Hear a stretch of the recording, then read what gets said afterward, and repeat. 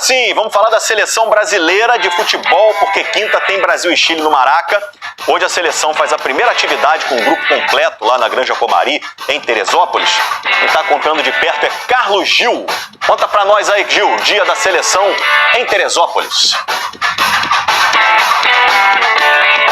Fala, Escobar, tudo bem? Boa tarde pra você, boa tarde pra todo mundo. Os portões acabaram de ser abertos, agora o ônibus tá passando ali, vocês não estão vendo, mas daqui a pouco a gente vai subir também pra entrevista coletiva do atacante João Pedro e do volante Jean Lucas. Vai ser o primeiro treinamento do Ancelotti com o grupo completo, com os 24 convocados, né? Ontem ele fez um treinamento debaixo de chuva fina, friozinho, com 19 em campo. Os jogadores foram chegando, o último a chegar foi o Rafinha, chegou ainda de madrugada aqui na Granja Comari. O Rafinha, que é o artilheiro da seleção brasileira nas eliminatórias, com 5 gols. O Ancelotti teve alguns problemas na convocação, né? O Vini Júnior, por exemplo, está suspenso, alguns jogadores lesionados, ele precisou chamar novos nomes e está ampliando o leque de observações. Vai usar essas partidas contra Chile e Bolívia, o Brasil já está classificado, para observar novos nomes. Um desses nomes é o Caio Jorge, que é atacante do Cruzeiro, artilheiro do Campeonato Brasileiro. Ele já esteve na seleção, em seleções de base, mas nunca na principal, e falou sobre essa oportunidade de mostrar o trabalho dele para o técnico italiano. Vamos ouvir então o Caio Jorge. Essa é uma experiência muito boa, sempre sonhei com esse momento, já passei nas categorias de base aqui da seleção, então você acaba que se imagina chegando na principal e no meu caso não foi diferente, sempre foi um sonho, um desejo, e hoje eu estou fazendo parte dessa equipe aqui da principal, está sendo muito, muito gratificante para mim. Convocação merecida, inclusive. Cuidado com os carros aí, Carlos Gil. Passou uma Kombi pertinho de você aí. Mas eu quero te perguntar o seguinte: quem for ao Maracanã assistir ao jogo, tem uma atração especial? Que atração é essa, cara? No Maracanã ninguém vai correr risco de ser atropelado, não. Vai ter muita emoção antes do jogo, viu, Escobar? Porque Ivete Sangalo acaba de ser confirmado um show, um pré-jogo, né? Depois do aquecimento dos jogadores, a Ivete vai subir no palco, vai cantar algumas músicas para animar a galera, e o Brasil rumo a essa vitória para encerrar a participação como mandante. Aliás, o Brasil tem 5 vitórias, 2 empates e apenas uma derrota como mandante, fez 17 dos 25 pontos que tem nas eliminatórias jogando em casa. Então é um bom presságio aí para a torcida brasileira, nesse que deve ser o último jogo do Brasil diante do torcedor até antes da Copa do Mundo, né? Porque o Brasil faz o jogo depois com a Bolívia, e aí tem uma série de amistosos em outubro, novembro, no ano que vem, mas não deve mais jogar no Brasil não, viu, Escobar? Então tem show da Ivete antes de Brasil e Chile na quinta-feira. Vai levantar poeira. Um abraço pra você, Carlos Gil, o melhor repórter do Brasil. Bora ver então como é que foi o primeiro dia na Granja, na reportagem do Felipe Brizola. A paisagem nublada é parte do cartão postal de Teresópolis, e nesse ambiente da Granja, poucos se sentem tão à vontade como Casemiro. São quase 15 anos de seleção, por isso fez todo sentido ele puxar a fila do time ao lado de um novato neste local de trabalho, Carlo Ancelotti. O italiano logo foi introduzido à instabilidade meteorológica da Serra Fluminense. Na primeira atividade do treinador na Granja Comari, uma seleção incompleta, com 19 dos 24 convocados em campo. Alguns ainda cansados da rodada do fim de semana só observaram. Nesta terça o elenco finalmente vai ficar completo. Vão ser apenas 2 treinos com toda a equipe à disposição, por isso qualquer entrosamento prévio é muito bem-vindo para a comissão técnica. E tem um trio que chega com muita intimidade.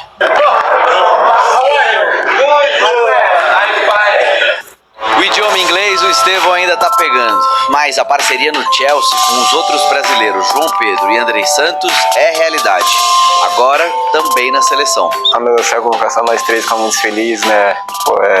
Claro que, como eu falei, é o fruto de um trabalho que a gente faz todos os dias, trabalha todos os dias para estar aqui. Então acho que a gente fica muito feliz por sendo companheiro de time, nós 3 estar aqui na seleção também.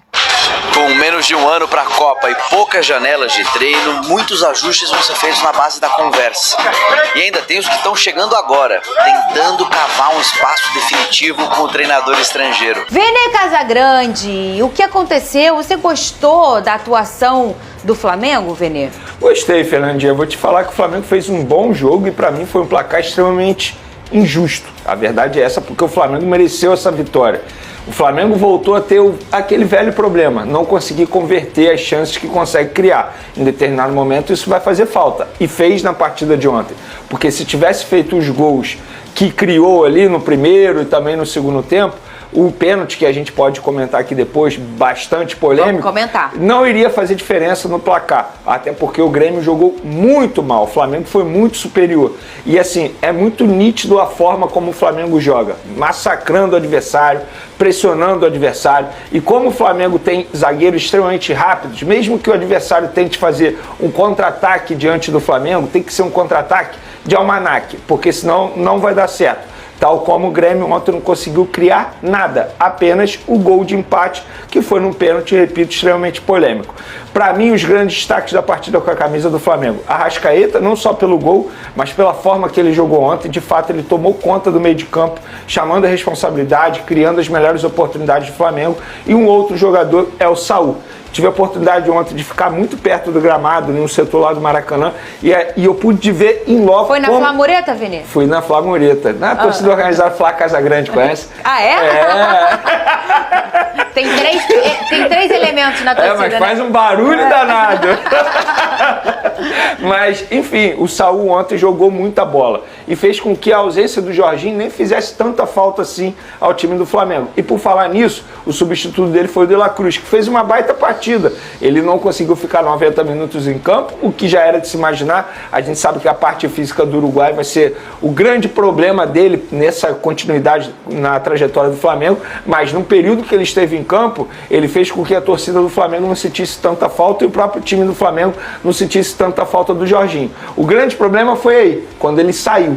E eu acho que o Felipe Luiz errou na substituição. Por quê, Vini? Não em tirar o De La Cruz, porque fisicamente, de fato, ele pediu para sair, estava extremamente cansado. Mas ele opta por Everton Araújo. E assim, com todo respeito ao Everton Araújo, a discrepância de jogador De La Cruz e Everton Araújo é enorme.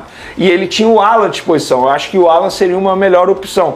Porque o Everton Araújo, além de não ser esse grande volante, é um volante à moda antiga, ele entrou muito mal, entrou nervoso, errando passe bobo. Então, assim, acabou dificultando bastante a produção do meio de campo do Flamengo, e com isso o Grêmio em determinado momento até tentou tirar proveito disso, mas só conseguiu tirar proveito por conta, repito, de um lance extremamente polêmico.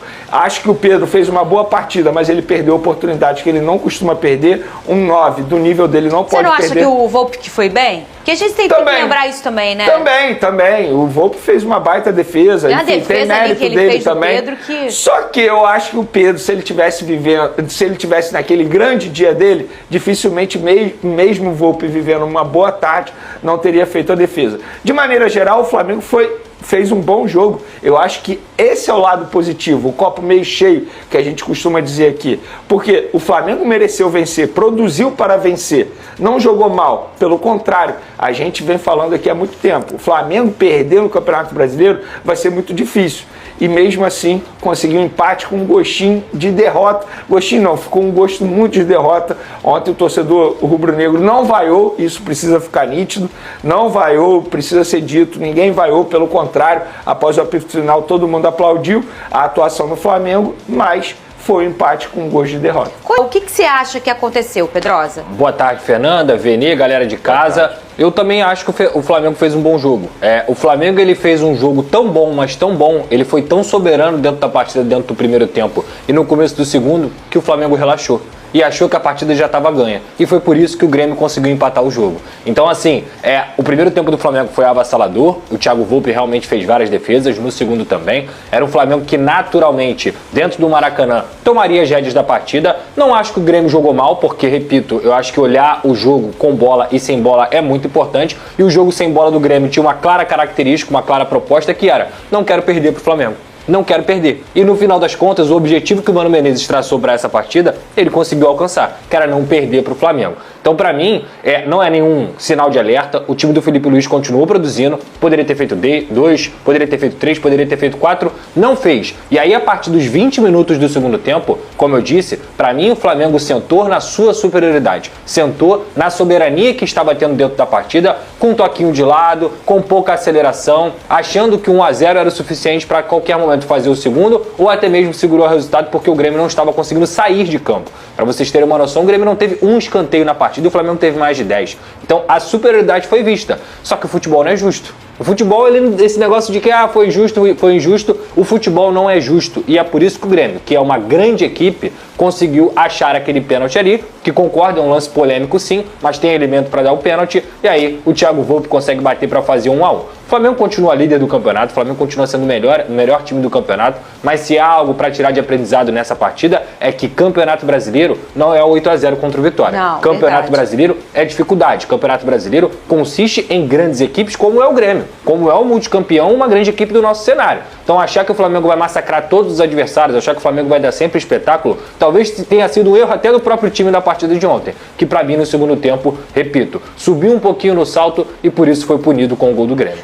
Eu tô vendo muitos torcedores falando, mas, tá vendo que esse clima de festa, teve música e tudo mais. Sua opinião, Vini Casagrande? Fernandinha, ontem lá no Maracanã eu ouvi uma pessoa dizer assim, após o apito final, eu sabia que ia ser assim, criou-se essa festa toda. Vamos lá, gente, a festa foi criada, não foi criada por conta do 8-0 em cima do Vitória. Isso que aconteceu ontem no Maracanã, o evento no intervalo, com o show do Alexandre Pires, com o show do Bruno Cardoso, isso já estava programado há muito tempo. Isso não foi programado porque o Flamengo meteu 8-0 em cima do Vitória. Pelo contrário, você, torcedor, precisa entender que hoje isso faz parte do futebol. A gente teve uma evolução no futebol dentro e fora de campo. Faz parte do espetáculo. É uma ação de marketing, o nome disso, para comemorar o início de uma parceria entre o Flamengo e a nova empresa patrocinadora Master. E não, o Oba-Oba não entrou em campo. Os jogadores, se bobear, nem sequer sabiam do que aconteceu no intervalo. Pelo contrário, foi uma bonita festa. Os torcedores que estavam presentes no Maracanã, eles gostaram, todo mundo dançando, comemorando, cantando música do Flamengo. Qual é o problema disso? Dizer que o Flamengo não ganhou do Grêmio por conta do show no intervalo, dizer que o Flamengo não conseguiu os 3 pontos por conta do show do intervalo, é porque você é extremamente rancoroso e chato. E não está entendendo que isso faz parte do show, para iniciar uma parceria entre o Flamengo e uma grande empresa que está investindo muito dinheiro no Flamengo e protagonizou ali um baita espetáculo para o torcedor que estava presente no Maracanã. Nenhum jogador subiu no palco, nenhum jogador foi lá cantar nada disso. Se bobear, os jogadores nem sabiam o que estava acontecendo na hora do intervalo. E os jogadores fizeram uma grande partida. E a reação do Léo Ortiz após o apito final revoltado mostra que de fato não teve oba-oba. Esse não foi o problema do Flamengo. O problema do Flamengo foi não converter as chances criadas durante os 90 minutos. Não foi o show que aconteceu no intervalo. Então você que está reclamando disso, com todo respeito aqui, é minha opinião, você é chato demais. Segundo informações do jornalista Miguel Júnior, o Flamengo está interessado na contratação de Matheus Pereira, destaque do Cruzeiro, e já teria preparado uma proposta ousada. A diretoria rubro-negra estaria disposta a envolver na negociação 2 jogadores importantes, Everton Cebolinha e Michael. Apesar de não viverem seu melhor momento no Flamengo, os dois têm muito mercado e são atacantes de velocidade, justamente a característica que o técnico do Cruzeiro sente falta em seu elenco. Dessa forma, a troca poderia agradar aos mineiros, que ganhariam 2 peças rápidas e decisivas para o setor ofensivo. Já Matheus Pereira veria no Flamengo uma oportunidade única para alavancar sua carreira. O meia tem como grande objetivo disputar uma Copa do Mundo e sabe que atuando no rubro-negro, com toda a visibilidade e em um time acostumado a disputar títulos, suas chances de ser lembrado pela seleção aumentariam consideravelmente.